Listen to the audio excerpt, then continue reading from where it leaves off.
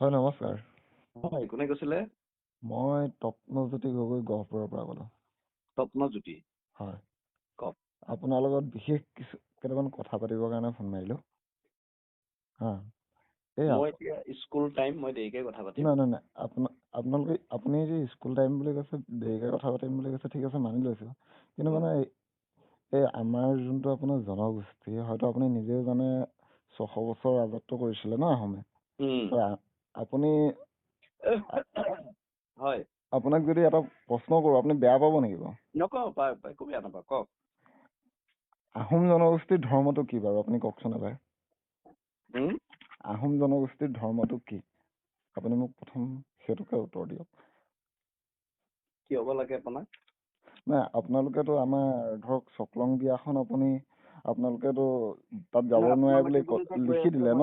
কৈ আছো, চকলং বিয়াৰ প্ৰতি আমাৰ শ্ৰদ্ধা আছে, অশ্ৰদ্ধা নাই, সেইটো কথা কৈছো, আপুনি শুনা নাই জানো? আপুনি শ্ৰদ্ধা আছে বুলি ক'লে নহ'ব নহয়। গাঁৱত মানুহে গাহৰি এটা পুহিব নোৱাৰে, মুৰ্গী এটা পুহিব নোৱাৰে, তাত বেয়া বুলি আপোনালোকে সেই মানুহক আপোনালোকে ওলাই দিয়ে। দিয়া নাই নহয়, আমাৰ শ্ৰীমন্ত শংকৰদেৱ সংঘৰ সংগীৰ মাজতহে এইটো, আপোনালোকৰ মাজত নহয় নহয়। আপোনালোকক কেনেকে বাধা দিম? আৰে মই নিজে দেখি আছো, শুনক। অধিকাৰ নাই।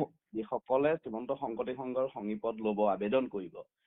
আপুনি সংগী নহয়, আপুনিতো আবেদনো কৰা নাই, আপুনি সংগী নহয়। শুনক, মই সংগী, ঠিক আছে, মই সংগী। মই দুবিয়া আঞ্চলিকৰ দুবিয়া দৰগাঁও প্ৰাথমিকৰ মই এজন সংগী। ঠিক আছে, মই সেইকাৰণে আপোনাক ফোন কৰিছো। যদি সংগী আপুনি, তেনেহলে কি জানিব বিচাৰে? যদি সংগী, তেনেহলে আপুনি আপুনি মোক কওক, আদৰ্শৰ প্ৰতি শ্ৰদ্ধাশীল হৈ আপোনালোকে আহিছে নে আহিছে? নাই। আপোনাৰ আদৰ্শৰ লগত কথা নাই নহয়। আপুনি এতিয়া মই এটা কথা কওঁ, আপুনি আহোমসকলক কি কৰিলে? মানে আহোম মানুহে নিজৰ হেৰিয়ত, আমি ইয়াতে চব মানুহ, আমাৰ ইয়াতে চব এতিয়া শুনক, জনগোষ্ঠী আহোম বুলি, কলিতা, কোচ বুলি একো কথা নাই। আহিলে বড়ো আহিব পাৰে, ৰাভাও আহিব, আহোমো আহিব। আমাৰ শ্ৰীমন্ত শংকৰদেৱ সংঘৰ যিটো নীতি, গুৰুজনাৰ যিটো নীতি, এই নীতিত যদি কোনোবা শ্ৰদ্ধাশীল হয় তেওঁলোক আহিব, বাকীসকল নাহিব। গুৰুজনাই কৈছিলে নেকি যে আপোনালোকে অকল সংঘতে আহিব লাগিব, কোনোবা বামুণীয়া, কোনোবা নাম কীৰ্তনীয়া, কোনোবা বিসম্বাদী, তেনেকুৱা দেখুৱাই দিছিলে নেকি? আপোনালোকো সংঘত অনা নাই, কোনেও আমি জোৰ জবস্তি কৰা নাই। কোনোবা যদি সংঘত আহিছে, আপোনাক মই প্ৰথম প্ৰশ্ন সুধিলো, আহোম জনগোষ্ঠীৰ ধৰ্মটো কি? আপুনি সেইটো নকলে মোক। আপুনি প্ৰথম কথা, মই নাজানো, মই শিকিব লাগিব। কওক, আপুনি কওক। আপুনিতো ইমান এটা ডাঙৰ ক্লাবহে চলাই আছে আপোনালোকে এটা। হয়, আপুনি সেই ক্লাবৰে মেম্বাৰ হৈ আছে নেকি? মই ক্লাবৰ মেম্বাৰ হৈ আছো। আপোনালোকে ক্লাব চলাই আছে, আপোনালোকে নিজৰ মতে আপোনালোকে চলি আছে। আপোনালোকে এদিন কৈছে আমুকে মুৰ্গী পুহিব নোৱাৰিব, গাহৰি পুহিব নোৱাৰিব, বেলেগ এটা ঘৰত বিয়া সকাম খাব নোৱাৰিব। যদি মানে হোম যজ্ঞ পাতে তালৈ যাব নোৱাৰিব। ঠিক আছে, আৰু সেই যদি কোনোবা ঘৰৰ ব্ৰাহ্মণ এজনে যদি আহি পেলাই শংকৰ সংঘৰ মানুহ এজনৰ ঘৰত যদি বিয়া পাতি ছোৱালীজনী লৈ যায়, তেনেহলে সেই মানুহক ছমাহলৈ বাহিৰ কৰি থব। সেইবিলাক কথা নহয়, এবছৰলৈকে থাকিব। কি কাৰণে থাকিব? আপুনি কোনটো অনুষ্ঠানৰ আপুনি অংশীদাৰ হৈছে? আপুনি এক শৰণ ল'ব আহিছে নে শ্ৰীমন্ত শংকৰদেৱ সংঘৰ?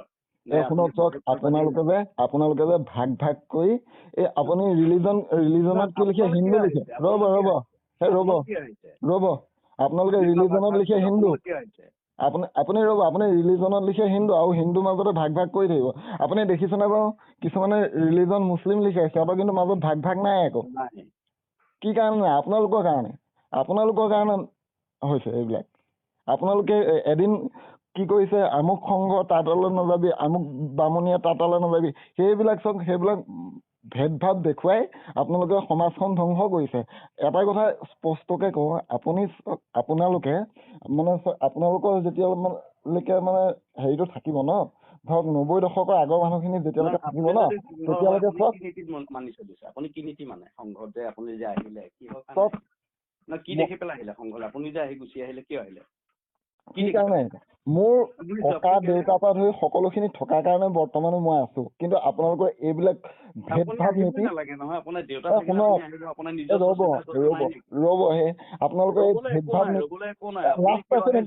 আপোনালোকে লাজ পাইছে নেকি? আপুনি আহোমৰ ধৰ্মটো কি ক'ব নোৱাৰে? আপুনি তেনেকুৱা এজন সম্পাদক হৈ থকাতকৈ আপুনি পদত্যাগ কৰক। হ'ব হ'ব, আপোনাৰ মতে পদত্যাগ কৰিম, চিন্তা কৰিব নালাগে। আপুনি আহোমৰ ধৰ্মটো কি ক'ব নোৱাৰে? মই নকওঁ আপোনাক, আপুনি জানিবও লাগিব নহয়। আপোনাক প্ৰশ্নৰ উত্তৰ দিবৰ কাৰণে আপুনি জানিবও লাগিব নহয়। মই জানো আহোমে আপু- চকলং পাতে, চকলং অ, প্ৰথম মতে আপোনালোকে বিয়া পাতে। ধৰ্মটো কি সুধিছো? আমি চকলং আমাৰ বিয়া পাতো, আমাৰ মতে আপোনালোকে পাতে নেপাতে সেইটো কওক। আপুনি কেনেকে বিয়া আৰে পাতে? আপুনি আহোমে চকলং বিয়া পাতে সেইটোৱে কি ধৰ্ম হৈ গ'ল নেকি? আহোমৰ ধৰ্মটো কি সুধিছো মই? আহোমৰ ধৰ্মটো মই জানো। আপুনি জানে কওক। কিয় উত্তৰ দিব লাগে আপোনাৰ আহোমৰ ধৰ্মটো কিয় উত্তৰ দিব লাগে? হয় নেকি? আপোনালোকে এই ভেদভাৱ কৰিব জানে? পূজা কৰে মই কি নাজানো নেকি? আপোনালোকে ভেদভাৱ আপুনি কৰিব যে জানে? শ্ৰীমন্ত শংকৰদেৱ সংঘলৈ আহিছে, আপুনি শ্ৰীমন্ত শংকৰদেৱ সংঘৰ যদি নীতি নেমানে, তে আহোম পন্থালৈ আপোনালোকে গুচি যাওক। আপোনালোকে আমাক কিয় গালি পাৰিছে? আপোনালোকে গালি পাৰিব লাগিব। সংঘলৈ আহিছে, আপোনাকতো গালি পৰা নাই। আপোনাক গালি পৰা নাই। আপুনি নিজে শ্ৰীমন্ত শংকৰদেৱ সংঘলৈ আহিছে আৰু প্ৰধান সম্পাদকক পদত্যাগ কৰিবৰ কাৰণে গালি পাৰিছে। অ, শ্ৰীমন্ত কম। শংকৰদেৱ সংঘৰ এটা গণতান্ত্ৰিক অনুষ্ঠানত প্ৰধান সম্পাদক নিজে গণতান্ত্ৰিক কেনেকে হ'ল? জানেনে য'ত নেজানে? ভেদভাৱ আছে, য'ত ভেদভাৱ আছে ত'ত গণতান্ত্ৰিক কেনেকে? অধ্যয়ন কৰক শ্ৰীমন্ত শংকৰদেৱ সংঘৰ। আৰে আপোনালোকৰ কোন সংবিধানৰ কোনটো দফাত লিখা আছে যে বেলেগৰ বিয়া খাব যাব নাপায়? সংবিধানখন এখন কিনি নাচাকিল, আপোনাৰ ঘৰত সংবিধান দেখাই নাই তাৰমানে আজিলৈকে। আপুনি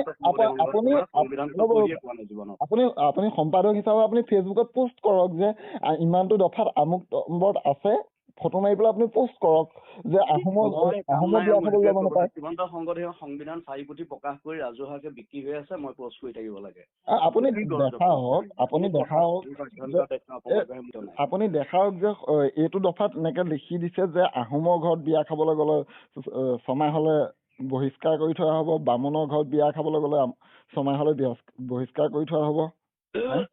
তাতে লিখা আছে, আপুনি নিজে এবাৰ পঢ়ি চাওক, এই সংবিধানখন উলিয়াই লওক। সেইখন আপোনালোকৰ সংবিধানৰ যোগ্যই নাই, সেইখন সংবিধানেই নহয় যদি মানুহৰ যদি সমমৰ্যাদা যদি মানুহে নাপায়। আপোনালোকে নাখাই কেলে, বেলেগ ধৰ্মলৈ নাযায় কেলে? আপোনালোকে কোনে সংঘত থাকিব? এই আপোনালোকৰ দৰে মানুহ যেতিয়ালৈকে জীয়াই থাকিব তেতিয়ালৈকে অসমখনত এনেকুৱাই হৈ থাকিব। শুনক, মানুহৰ নিচিনা মহাপুৰুষ কিছুমান জীয়াই থাকিলে অসমখন ৰক্ষা হ'ব।